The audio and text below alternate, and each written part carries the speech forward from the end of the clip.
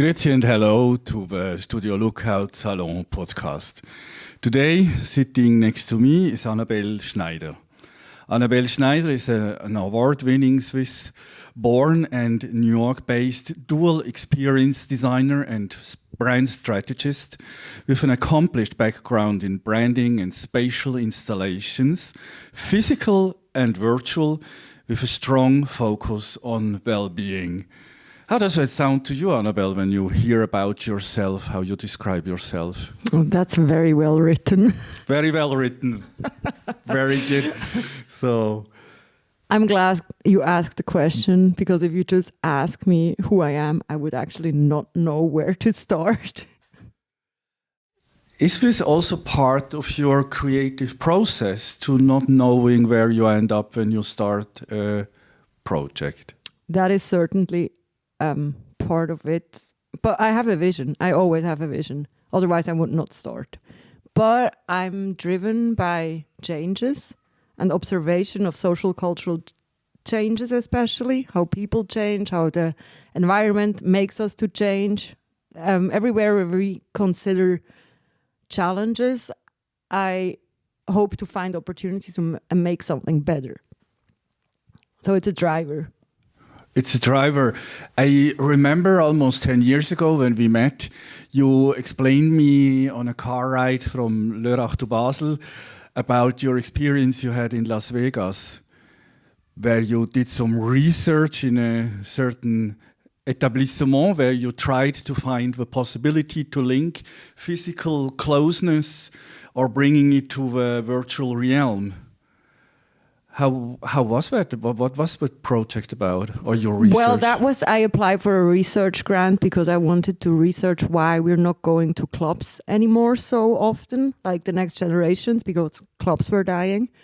And then I ended up in the queer culture in New York, and I discovered voguing, and I discovered their energy and presence in space, and was very intrigued by it. And then I applied for this grant, and the people who were responsible for the grant told me I should look into a more gendered space when I do the research. So to my mind came, because I'm also very much influenced by hip hop personally, I was thinking about strip club in Atlanta, actually. It was not Las Vegas, but Las Vegas has them as well. So I went to black strip clubs in Atlanta and did research there. I stayed with the strippers that I met there, the dancers, and I looked at it's a very critical space. Also because a lot of culture and music comes out of it, but also because it's a very transactional space and power dynamics between women and men are very predominant, and it's not a safe space. It's a very vulnerable space, even though we're talking about money. And then I looked at how design has actually influence on safety or vulnerability, and how display of two power dynamics can happen or not. And then a photographer friend of mine from Switzerland was visiting me at that exact time. That was not planned, because I didn't want to do research with photos. It really should be more like undercover and just like really be with the people and understand. But then I knew she's very open to things like that, and I told her she can come. So she took photos out of the process. Again, that was not planned. But it turned out to be like amazing, and we had amazing pictures. And then we had a show in Bern in a very small gallery, but it was like this Schaufenster, like a box, literally. It was bigger than a box. You could be in it. And during COVID, so we had this like exhibition of her pictures, and I made an installation made out of paper and cardboard, very sustainable and low budget, and turned around strip pole, which came also out of the process and the time, because it was COVID and it was lockdown, which we didn't plan, obviously, and no installations were allowed or no exhibitions, but we still did it still. And then we put a lot on tape on the floor in the 2-meter distance that was allowed by the law for the lockdown and safety. And then we invited always like 5 people, which was the maximum of people who can be in a space together during lockdown, and invited them to dance there in our exhibition in this glass box. and had music, and we brought in the strippers from Atlanta through projections, and they could dance, and we could collect money, because then people who were actually walking outside could donate money for like our art performance. That we were part of it, but then in the digital space was also the strippers from Atlanta, and we had music, and something was happening, and police came very many times. And they were always asking, oh, this is an art installation? Oh. So this is a very digital approach, with crossover between a physical and a virtual reality. Did the COVID pandemic change your behavior, how you looked at physical spaces? As I have in mind, you came from physical spaces, no? And then you started exploring this possibility of these virtual spaces. Yes, certainly. I would say COVID accelerated it. I already observed that before. As I said before, with the generations that are changing, like I see it when I'm teaching. Most of our students, they're really not going out. And I see this as a important sign of something is changing. Maybe we need to say also, where you. Yeah, that's true. In New York at Parsons.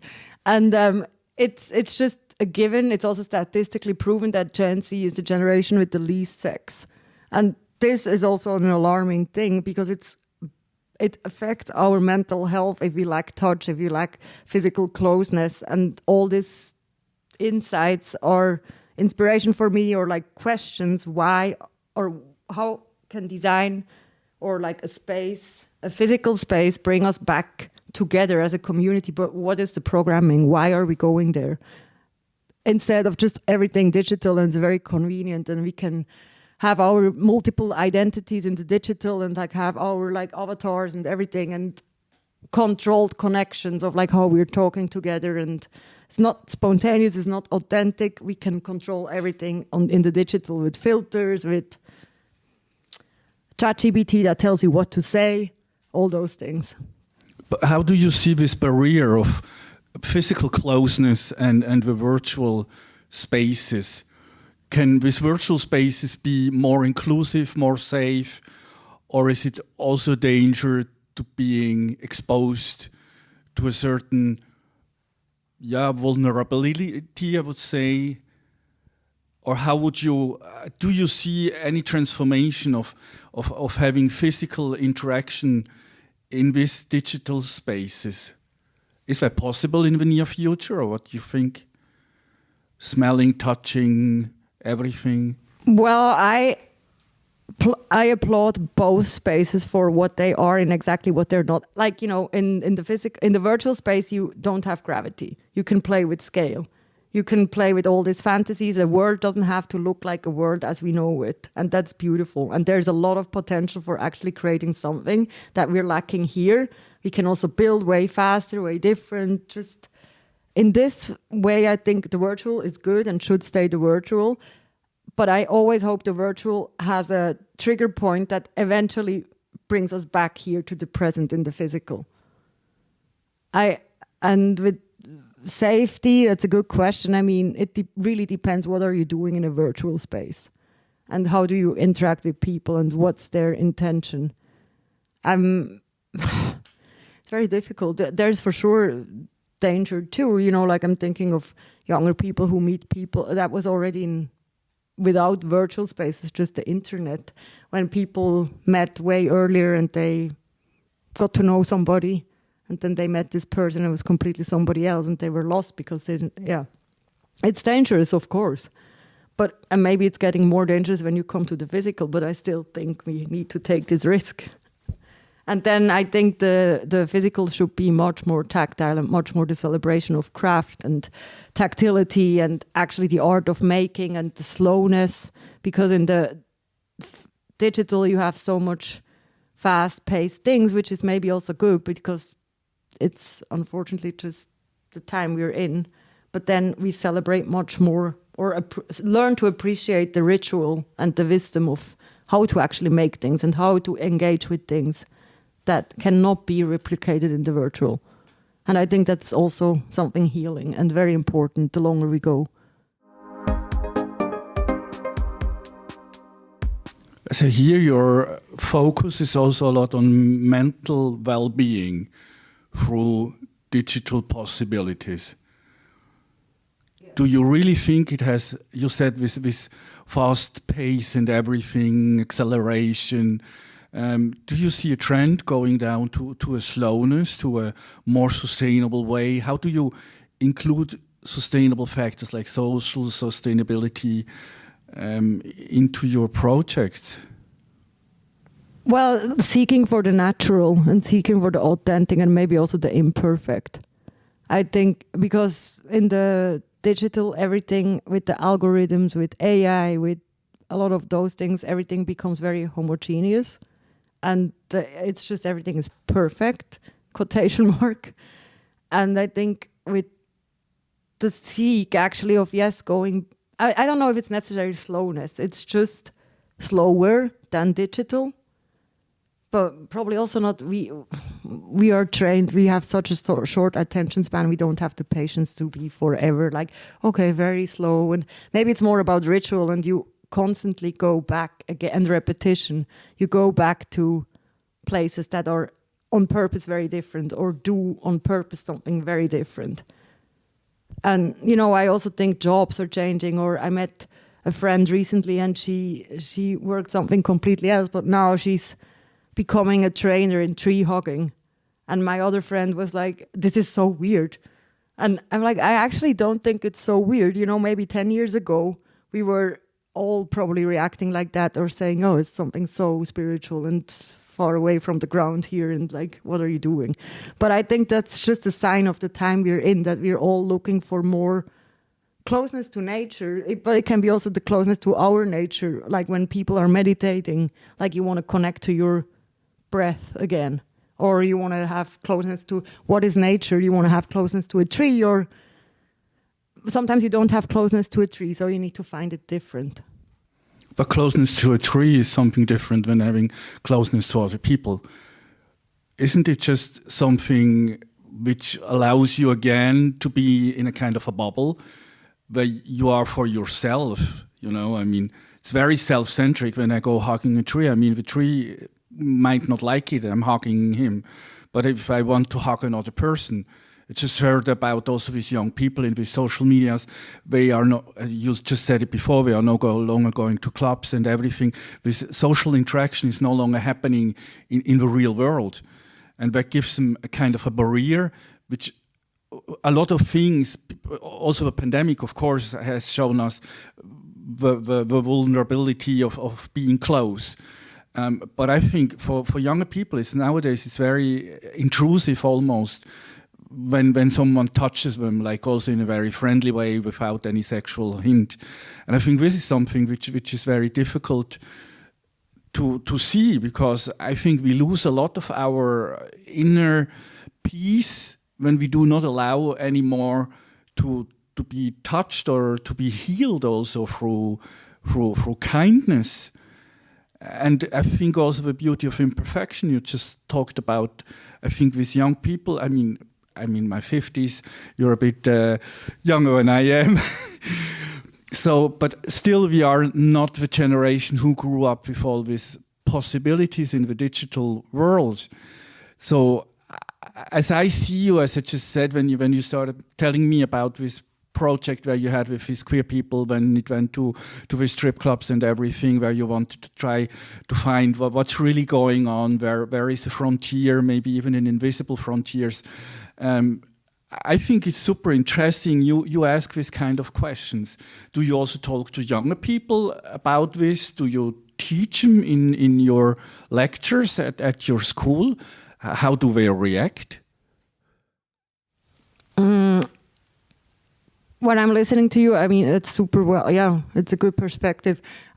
I'm also thinking like it's so much about curiosity and dare to do stuff or dare to discover and the unknown. But my students, or not only my students, I see these all over the place, also when you read studies, are very afraid of making mistakes or exposing them, being different. And this is the danger. And I also think we lose an honest feeling also to ourselves through that. And that's maybe also when coming back to quickly to, a tree hugging or something. I think it's about the energies and we want to feel something. And that's maybe also going to my questions. What do physical spaces have to offer us? We want to feel. Because do we feel in a flat, in a screen, like scrolling through the phone, and we just have a million of overstimulated impressions and like, more. But do we actually engage with it? Do we listen between mind and body is always a connection. And the mind eats we're trained, we're super fast in absorbing, but do we really? Because our body is slower in absorbing. So what is happening through there? And there is an imbalance, and I think mental health is really affected by that. And that's why it's so important, for instance, to make art, with based on craftsmanship, or like, yes, make collages like Monique. And no, but really like the art of like, you tear something apart, you engage with this paper, you look from different perspectives in 3D. All those things are very important. But now I lost track. You asked me about the students. Yeah, but this is actually something we're doing with them. I mean, they still have to do model making. They still have to. I mean, we start now to teach them to make. That's also exploration. We don't know what's right or not with AI, but instead of just telling you're not allowed to use AI, because I think that's wrong. Because I think we have to prepare them for the world, and it goes so fast. And if they're not using AI, then they're lost. That's my opinion. But it's really a question of how do you use it and how can it positively affect your process, and how can you compete also with everybody else. But so first, instead of saying this is the module for the whole semester, and this is we work towards an end perfect project of a space. I'm teaching interior design, and we say, okay, this is the project. You use AI now, and you visualize your interior design project, your space, how it will look like. And then they have it after iterations. They present it. They're super happy. They're engaged with it because they already see this wonderful image. And then the whole semester, they have to deconstruct this image. Then they have to work backwards and really understand what materials, what's the acoustic of this material, what's the scent, how do I draw this, how does this come together? They have to make models and everything. So I think there's a way of, maybe everything changes. My inspiration. Yeah, looking at your initiatives right now, I would like to take out Being in Bed and Breathe With Me, which I think is very interesting, because Being in Bed is a mixture between something physical where you lay down on some cushions, but you have a virtual reality experience. Instead of Breathe With Me, which is a very big installation, and it's very physical because it's a real space which it's made out of a structure, fabric, of a fabric, inflated fabric. Yeah. How did that come? You started with this Being in Bed, and then it evolved to a new initiative which is Breathe With Me. Or what do they have in common?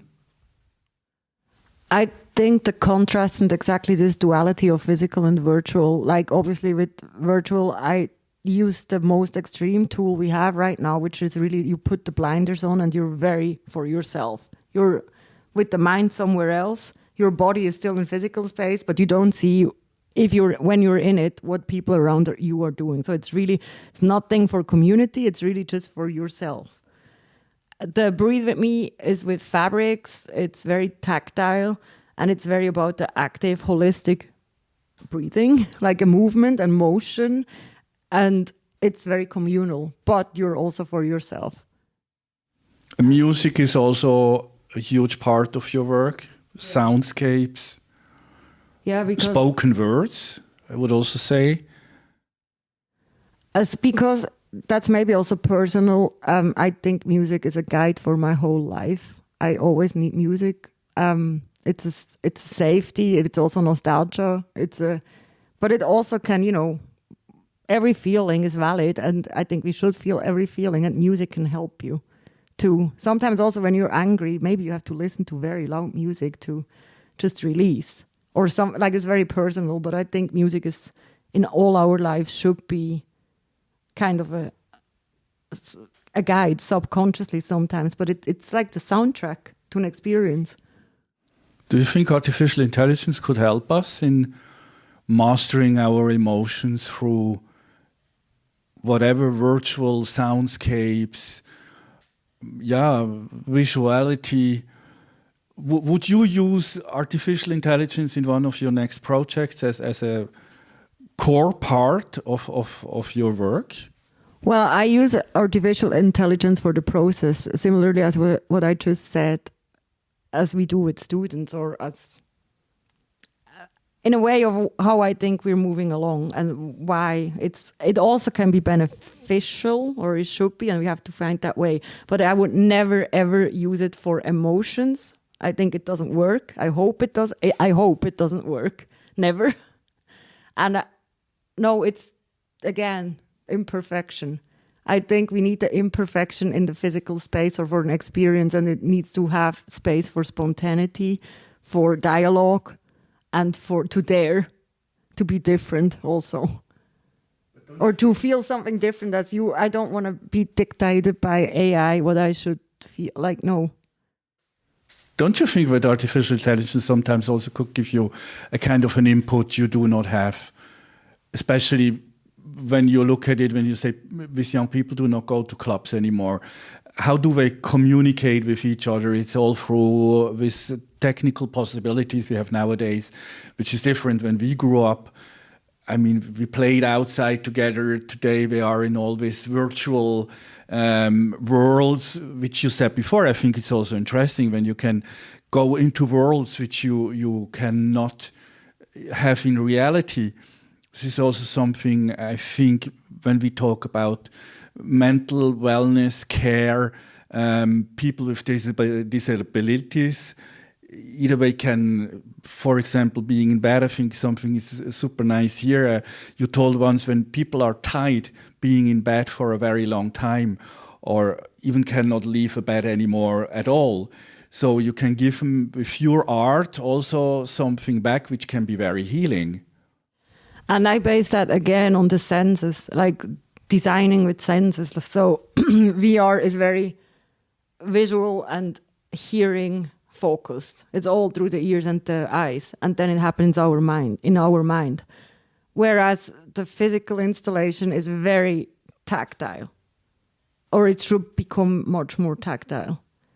Still hearing and seeing as well, but I think it's also a job of a designer to maybe create some unexpected weird encounters in a physical space that we have to figure out how we interact with that. So we're actually here in the present, and we have to engage with this thing and not just like, and that's why I think AI is not good in it needs some human-made things to make us aware. Who are your human-made collaborators in your project? Who do you need for it? Usually I work with people from sounds. I hope to have good, or I always appreciate to have clients who are going in this direction too, and give me the opportunity to even like do projects like that. Then I always appreciate somebody to bounce off ideas. In most cases, I worked with a graphic designer, but she also became like a very good friend of mine, just to, sometimes to double check, like, do you think that's the right? And then we have different perspective, and fabricators. Yeah, exactly. I just wanted to come to, how do you work with brands or with kind of collaborations where it gets more maybe where you are part of another brand's image? Is this something that interests you? Is this something, because I'm coming from here, because during the pandemic, we developed together for Laufen, a Swiss bathroom manufacturer, a virtual space, where you work together with Swiss architect Furiman Hechler. I found it very interesting with rooms you created, all these worlds. And I think in the end, we both have been a bit disappointed about the usability which we could achieve through the technical possibilities at the time. Also, in terms of budget, how much money can you invest in this kind of very new solutions? How far are brands really interested in giving you the carte blanche for having this kind of inclusivity of your spaces? It's a difficult question. I think, well, you know, I'm focusing so much on wellness and well-being and through design. And I think it's just the time we're in, and brands, no matter in what industry they actually are, they become aware that they have to invest in that. It's just more the question, where is the touch point they want to invest into? And yes, coming back to our project, which I also really liked because it was also an exploration and the response to the time. It was very zeitgeist current. It was very good for then. And also the collaboration with Fulimon Hechtler was very interesting because they are very well known, like experienced architects. Physical architects. Yeah, physical architects. And I come from somewhere in between. But yes, it was also maybe who is the target group, you know, and it was like on a desktop or like a flat screen that you look at this, and it's not, yes, it's digital space. It's not really a virtual space, because if it's virtual, then it's really like, yes, we would have to, maybe I say this now, back then we didn't know that, also how technology develops. We would have had to make an app or something that you can then load into nowadays Apple Vision Pro or a Meta Quest or something. And then, you know, but then it's again limited accessibility. It's only for people who have this tool at home, and a computer almost everyone has these days, or a phone. So and it was also same as for fashion brands that couldn't do runways at the same time, couldn't do runways anymore. And I was myself very inspired by some of the brands who did amazing films, which was then, but also a runway or the presentation of a new collection. So yes, but that was clearly a moment where every industry had to rethink how do we actually convey what we had before very traditionally with fairs, which was also our conversation. Like, yes, we have new products and we should kind of bring a narrative or a world around them to the people. And you can do photo shootings, but again, we're in such an overstimulated world. We see so many photos, or like, and yes, it needs them probably to create a positioning of the product. But then how can you engage people? How can you trigger their curiosity? You just started talking about the accessibility. All this new technical equipment and features usually at the beginning are very expensive. So if you need to own something which is, let's say something expensive, how accessible is that for all people, also for people who do not have the money to buy all this new equipment? Is this something which interests you, or you say, no, I go for the luxury and all the rest of the crumbs who will fall down, it's for the others? No, that doesn't interest me at all. I want to design for people like that are in need, or like make something better for people, hopefully. Of course, that sounds not super la. Because also when you work for brands, of course, it's the difficult time we're in. There's always a consumeristic approach to it, or capitalistic approach, and then it is in a clinch. But I'm teaching, for instance, also inclusive retail, and that's exactly the same topic. Like how retail spaces have to become more inclusive, because we say 10 years ago it was experience design. It was super new, and you had to create those 3-dimensional or 4-dimensional stories and experience in a store in order not to make retail die. And people actually come to a space and not just buy the product online, but go there and have an experience and meet with like-minded people and community. And it's maybe also like a showcase of a musician there, or whatever is tied into the brand experience. We're still there as well, but I think, then we have the highly sensitive climate of also my students or Generation C. Or maybe also very much in America I wanted to stay, but now when I'm in Switzerland, I also realize it's also very sensitive climate here. Maybe a little bit, no, I don't want to say anything wrong, but like in America, we, for instance, have racism is a huge, huge, huge topic, and gender, queerness and everything, like it's very heavily loaded, and it's very difficult to talk about it because everybody is, you have to be careful. And being in this time, I think it's very difficult. And for brands, it's very difficult too. That's why we have this class now, inclusive retail. And brands like Nike, for instance, are very progressive in that. It started with body inclusivity, but, or we just had the Victoria's Secret fashion show this week, which tries to also change their narrative after being absent since 2018. And yes, of course, they start with the body because the body is also there. And diversity, it's what they display. It's their thing. But it goes way further. And social economic is also something of that. And, yes, my work should kind of also make people think. So you want to reach more people, hopefully. And not just exclusive people who. I also think times of luxury are gone. Or luxury is different. What is for you luxury? Well, I grew up with people telling me luxury if you can own this car and this watch. And for me, luxury is freedom and have the ability to work what I'm working. Is for luxury, out of your background now as Swiss living in New York, is luxury different in Europe and in the States? I would say no, we're very westernized and driven by media. I think media still dictates a lot. Are we westernized in Europe from the influence of the US or vice versa or the other way around? Or do you see any differences in design and approach to new design thinking in Europe or in the US or even inside the US in the different states? Now, just the election coming up in November, we see huge differences in the regions of the United States. I think it's like 56 countries in one country.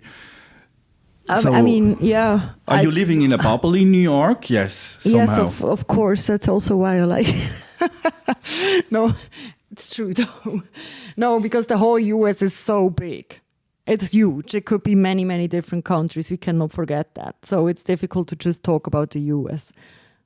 Then I'm teaching at the design school, and this week I just had a lecture at Satodeko in Zurich.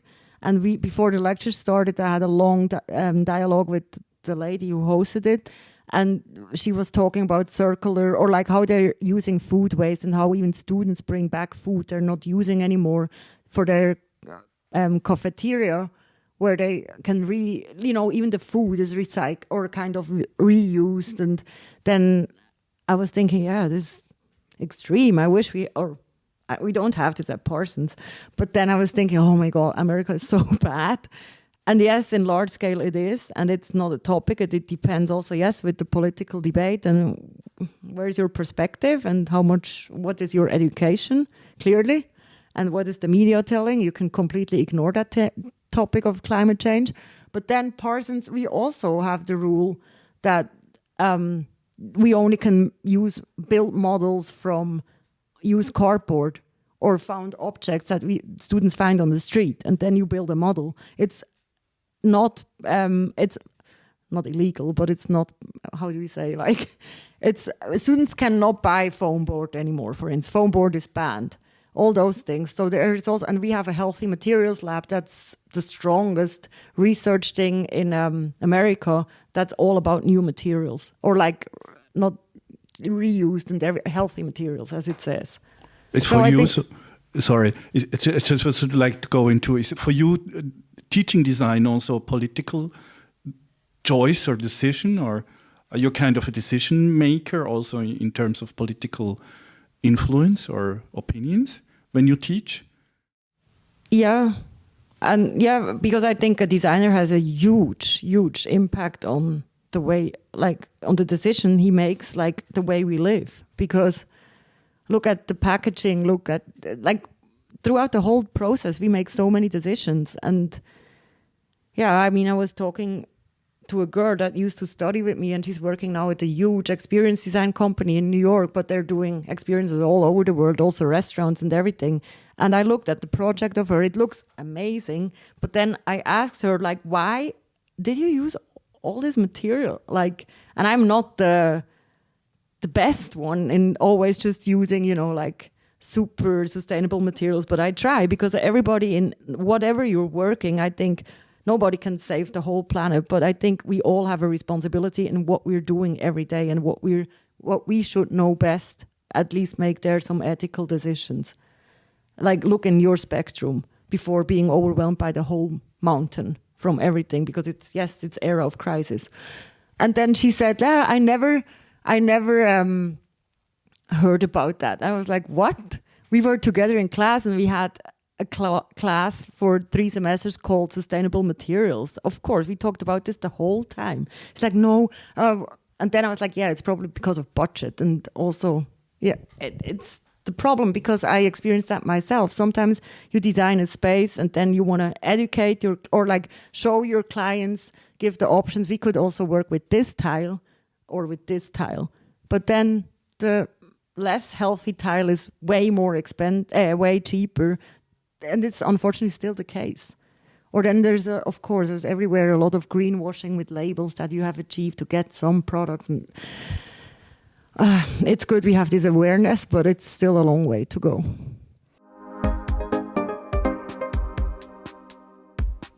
Where do you think immersive design is developing? In reusables. This is a difficult question too. Immersive design is... it's really changing as well. It has to, because I'm also thinking about fashion runways or something which are not exactly immersive design, but it's also driven by kind of ephemeral spaces and a lot with light and music and spectacle. So it's kind of linked to me there. And I see it with fashion runways the most, that they should not survive as they do right now, because it's so much waste produced and no reuse, and nobody thinks of what happens with those mirrors that Fendi just put up. And it's, okay, where are they going? In Milano is now a project with 2 ladies who collect all runway shows. They store them, and you can go there and collect your material for your project. Okay, that is amazing. So yes, this is amazing. So that's maybe also where I see the way to go, or like you build you share and build and be creative in like what elements were there, what can we make out, or you make something that can be site-specific, adapted, modular, and use it more times. And I also think in terms of sustainability, like it should be very for the community and for well-being. But that's my point. That's my perspective. Okay, thank you very much, Annabelle. I think very interesting input you gave us today. So I would like to say thank you very much. Take care, and hope to see you soon again. Thank you so much, Roger. It was a pleasure.